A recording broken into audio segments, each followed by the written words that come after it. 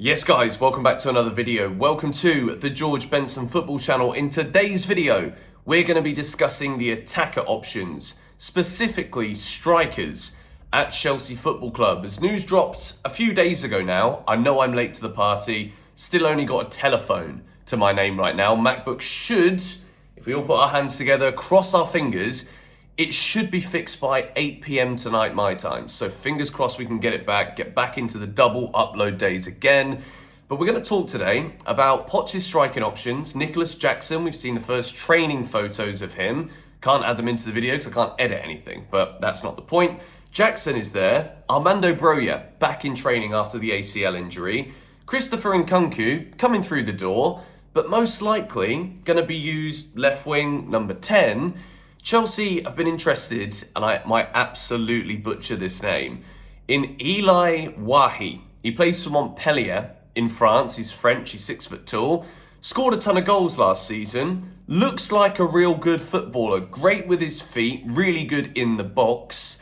And Chelsea have been interested in him. The reported price tag was £30 million. Very similar to that of what we've spent on Nicholas Jackson.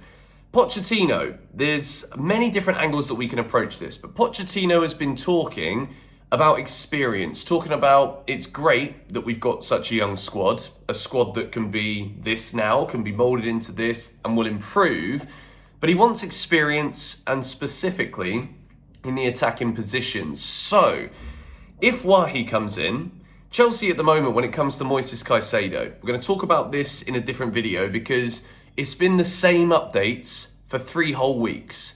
Chelsea know that Caicedo wants to come to the club, but we are discussing and arguing, debating if we're going to spend an additional 15 million. And in the process of doing that, when I see that we're looking at this Wahi guy, another 20-year-old striker, are we addressing the positions and the most important things for Pochettino? And are we still too heavily focused on these under-23 players for the future when our manager's just come in? We've not had a single pre-season game yet, and already the hints are being dropped. He wants experience. We've seen Paulo Dybala rumours in the last week or so. I've not covered it here on the channel because I've not been making content because of my situation, but when it comes to Dybala, there's a €12 million release clause available here. And I just wonder if it's a player that Pochettino wants. He wanted to sign him for Spurs back in 2019, I think it was. If it's a player that Pochettino really wants, then isn't this something that the club should be doing? I personally think it could be more likely a miss of a transfer than a hit. But he is only 29 years old and he ticks that box of experience. For €12 million, this is literally a third of what we are looking to spend on another 20-year-old unproven striker in anything other than one great season in France. And I just worry that with Pochettino, he knows what this squad needs. You've seen he's been putting the players through the GACON test, I believe it's called. Ben Chilwell excelling. Lots of other players probably excelling too because the players are young. Last pre-season, we didn't get to see the players just running, fitness. That is one of the most important things for Mauricio Pochettino, and so far, that's what we're seeing. So when we're doing all of this, it's great to get the players in the best athletic shape possible, shape for what is going to be Chelsea's least busy season now for a very long time. We're competing in 3 competitions, and I don't remember the last time we didn't have anything to fight for and play for in Europe. So with this Chelsea team, when Pochettino wants experience, we need that defensive midfielder sorted. Caicedo has to come. But there's just delays. Caicedo's now in England. He's going to go and report back to Brighton to see if this dream move of his to Chelsea is going to work. Will Chelsea cough up? With the striker situation, it does concern me, but at the same time, I'm excited. I'm excited because Nicholas Jackson is already here. The pictures of him in training, always smiling, looks like a good energy around the dressing room, but that isn't going to be enough for me to be really supportive of not spending big money on a big name striker until he's scoring goals in a Chelsea shirt. Not in pre-season friendlies against Wrexham either. We're talking, depending who our starting striker is going to be against Liverpool, if it's Jackson, he's got to hit the ground running because if it goes to the end of August, he doesn't score a goal, Chelsea are struggling to score again, then what have we done bringing Maurizio Pochettino to the club? Not bringing in experience, not bringing in leaders in the forward areas.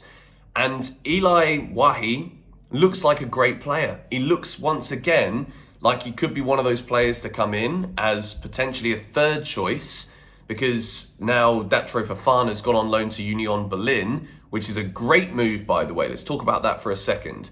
Fofana going to Union Berlin. They've got Champions League football, great football club, and I think for him, this is better than any standard that he's played so far in his career. So Chelsea can see, how does he get into that Union team, a team that would challenge him for the Bundesliga last year until the end? Champions League, how does he look there?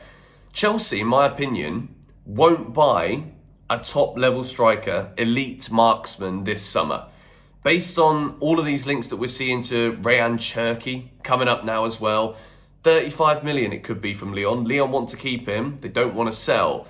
Cherki's not a striker, but once again, he's a player who fits the attacking mould that Chelsea are looking for, which when we sign more players like this, the likelihood is we probably see Nkunku playing as a number 9 as opposed to a 10, or even off the wing.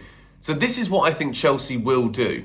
You probably looked at the thumbnail of this video and thought, at what point is he going to mention Ivan Toney? We're 6.5 minutes in, we're mentioning it now.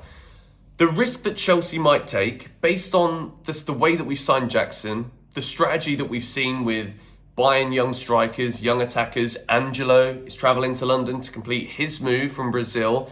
Wahi, another name that's coming up with strong links in recent days. I think Chelsea will see if they can get away with buying these 16 mil, 30 mil strikers, and then in January, when Ivan Toney is able to play football again, we go to Brentford and be like, look, he's not played football in 8 months. He's been out the game. His name was kind of dragged through the mud, but still, Ivan Toney was gambling. He broke the law. He couldn't do what he did because he plays football for Brentford. Does that stop him being a top quality Premier League proven goal scorer? No, it doesn't. It doesn't change anything about that fact, whether you're pro-gamble, anti-gamble. The fact of the matter is, Ivan Toney has been banned.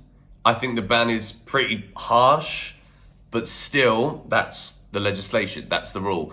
And I think Chelsea, if we still look very numb going forward, we're not scoring a lot of goals, Jackson struggles to settle into the Premier League, Nkunku, maybe we see that he just has to be deployed deeper to get the best out of him, using him as a number 9, maybe he's isolated against big Premier League defenders, then Ivan Toney from Brentford in January. Is this a risk that Chelsea have up their sleeve? I've got no idea, but it is one of the ways where I think if we don't provide Pochettino with that experienced attacker, with that goal scorer, that elite striker, then I think this could be a really feasible option. Let me know your thoughts in the comments down below. By the time that Toney's not played for 8 months, I think we could probably get him for around 40 million. And I think based on his age, he's not obviously in the same bracket as the young strikers, but he is still at an age where he can improve as a striker. He's been banging in goals for Brentford. He's kind of got that tenacity and strength that quality Chelsea strikers of the past have had, your Drogbas, your Costas. And I think Chelsea would absolutely benefit from having a player of his kind of personality at the club. Let's just hope he doesn't, if he does sign for Chelsea, just go and bet on us losing to Middlesbrough in the 4th round of the FA Cup or something daft like that and get himself another ban. But for me, I think I'd be happy with this if we still manage to get the Caicedo deal over the line. I think at the moment, the midfield, Gallagher's been working hard. Kane looks like he's been working hard. Mudryk, not midfield, but you've seen the size of him compared to when he signed for Chelsea. The players are getting fit. The players are getting strong. And I just hope that in the process of this summer, sticking to that strategy of buying youth, buying young players, I really hope we don't miss the boat when we're listening to Pochettino when he says we need experience, we need players a bit older, leaders that don't have to be moulded into leaders but can walk straight into the club with that experience to guide the rest of the players. So, let me know your thoughts on this in the comments down below, but I can see Chelsea, if we don't get that big name this summer, which to be honest, there's not many available, Harry Kane to Bayern Munich. I don't know why he'd go there. I don't think he will. Victor Osimhen, the Napoli flipping chairman, president, whatever he is, he's come out and said that PSG are the only club that can afford him, which is probably true, at 150 million euros. Mitrovic, another name that I absolutely love, that I keep throwing the gauntlet out onto, but I don't think it's going to happen.